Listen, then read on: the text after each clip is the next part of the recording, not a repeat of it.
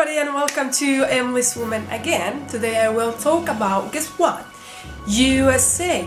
I'm coming back. So today I will talk about the aircraft and aviation in USA.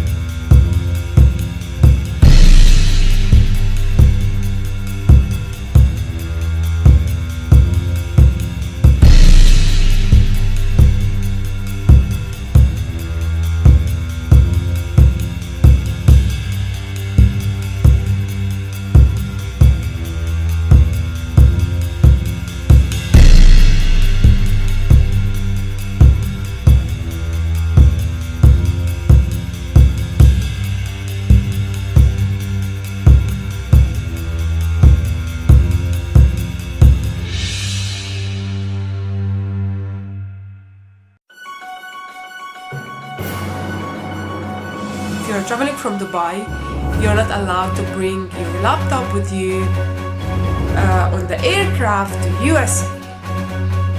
This is weird, yeah. So what they said about that? Mike, so if it's ISIS, could this just be a way of the group trying to become relevant again as it's losing ground and strongholds in both Iraq and Syria? So I think there's an interest on the part of ISIS to have a significant attack to show their relevance, but there's also interest on the part of Al-Qaeda. They said they're doing this because they received an ISIS danger. They said like maybe any dangers happen in USA, flight, a pump or anything, because we are in technology, so they can put in any pump in an aircraft and they can control it with their devices. And this is a crap. This is bullshit. Getting devices, getting sharp objects onto aircraft, even though we all go through this security where we have to take off our shoes and we go through all these X-ray imagery, is there a lack of trust perhaps from Homeland Security or at other levels of the government when it comes to specific airports and the proper vetting and security that they do? So it doesn't sound that way to me in this case, Vlad, because some of the airports that we're talking about here, Abu Dhabi, Dubai, have excellent security. So I don't think it's a lack of trust. What I think it is intelligence about either ISIS or Al-Qaeda plotting something in particular, either in the Middle East or in North Africa, and they've taken the step of essentially dealing with all nonstop air flights from the Middle East to North Africa. You know, earlier this morning, we heard that Egypt didn't really know very many details about this travel ban. In fact, I think the first flight, at least, I don't know if more than just one flight, flew over to the U.S. and people had their laptops, they had their larger electronic devices in the cabin. How concerning is that for you? So we've given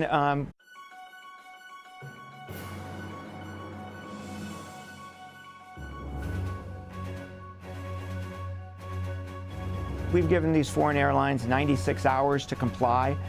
Obviously, the word starts at the top in those governments and works its way down to the airlines. So I think that's what's behind the 96 hours. The 96 hours also suggests to me that the threat is not imminent, but one possibly just being discussed. So I'm sure they'll work it out in the next few days. So why Middle East and not Nigeria? Because Nigeria, they have the aircraft or the airline who is responsible there it's an American airline. I'm not gonna say names, okay? It's an American airline. So if you're gonna travel from Nigeria to USA, you're gonna fly with American Airlines. But if you're gonna travel from Dubai to USA, you're gonna travel with Middle East airline.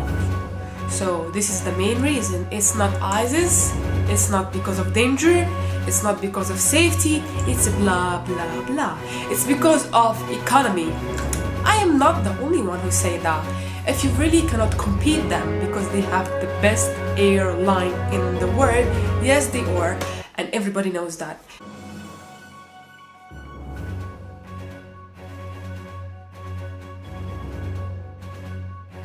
Google them and you can search for the biggest airline in the world, and definitely they are the top 3 airline. So the thing is, it's not because they are afraid, it's because of economy. They cannot like compete them and being in a like fair competition, because of course the Middle East have the fancy aircraft, the most safety aircraft. Like a lot of American lines have this aircraft, and also they like cannot be in competition with those aircraft because they are going to so many destinations. Sometimes American Airlines do not go to those destinations. Anyway, if you have like an idea to control the economy this way, in my opinion, it's not a good way to make the passenger suffer because of your benefits, because you cannot be in a real competition with them. So the passenger who will be the one who will lose in this fight, because what it is all doing with them, nothing at all. So I think it's not fair. So that's it guys for today, and thank you for watching Aimless Woman.